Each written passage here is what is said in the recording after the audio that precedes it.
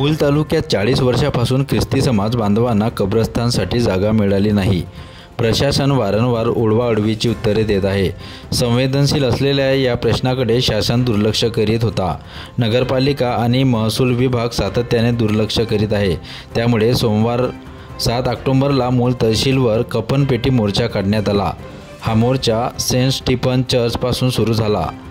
गांधी चौक ते तहसील कार्यालयात मोर्चा नेण्यात आला। यावेळी मोर्चाला संबोधित करण्यात आले।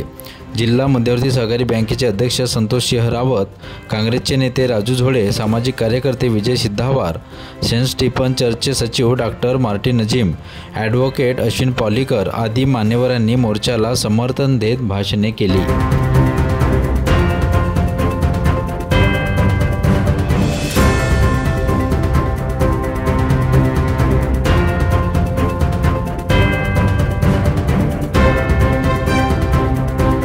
मग कसला विकास?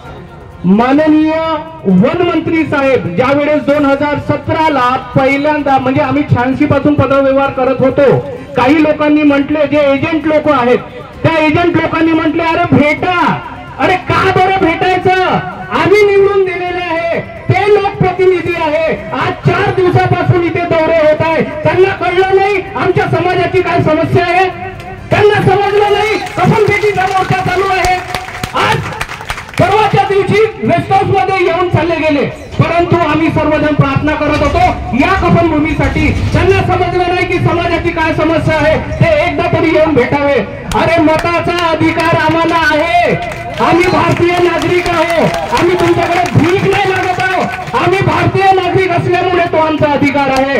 आर्टिकल 19 to 23 मध्ये आम्हाला अधिकार आहे, आम्हाला मरणाचा अधिकार आहे, आम्हाला स्वातंत्र्याचा अधिकार आहे, आम्हाला जीवनाचा अधिकार आहे, आणि त्या जीवनाच्या अधिकारामध्ये आम्ही मेल्यानंतर आम्ही कसे पुरले जावे याचा पण अधिकार या संविधानाने आम्हाला दिलेला आहे। ज्यावेळेस माझ्या मित्रांनो मी जेव्हा विचार करत होतो शांततेने घ्यावं, आमचे बंधू पण म्हणत होते, यार हे मोर्चा करणं बरोबर नाही, हे आपल्या लोकांचं काम नाही आहे, म्हणून आम्ही नेहमी पत्रव्यवहार करत होतो।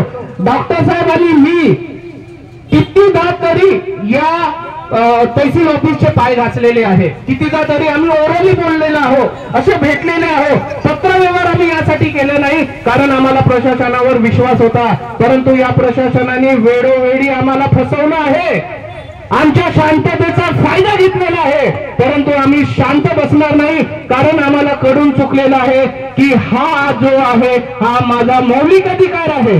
अरे मी मेल्यानंतर कसा पुरावा हा माझा अधिकार आहे, मला खोटं पुरलं जावं हा माझा अधिकार आहे, मला कशा संस्कृतीमध्ये पुरलं जावं हा माझा अधिकार आहे। तुम्ही सांस्कृतिक मंत्री असताना तुम्हाला अजूनपर्यंत हे कसं कळलं नाही? तुम्ही वन मंत्री असताना वन विभागातली जमीन आमच्या कब्रस्थानासाठी कसं देता येत नाही हे तुम्हाला कळलं पाहिजे। आज मी सॉरी म्हणतो माननीय पालकमंत्र्यांना, माननीय सांस्कृतिक मंत्र्यांना, तुम्ही आमच्या समाजासाठी फेल पडले। लाडकी बहीण तर आणले, लाडकी बहिणीचे पैसे पण दिले, पण सांगा ना या लाडक्या बहिणीला पेरायचं कुठं, या लाडक्या बहिणीला करायचं कुठं? अरे 1500 रुपये देऊन तुम्ही त्या लाडकी बहिणीला समजवले, परंतु ती लाडकी बहीण आज तुम्हाला विचारते की भावा मी मेल्यानंतर मला कुठं पुरला जाईल हे तर सांग।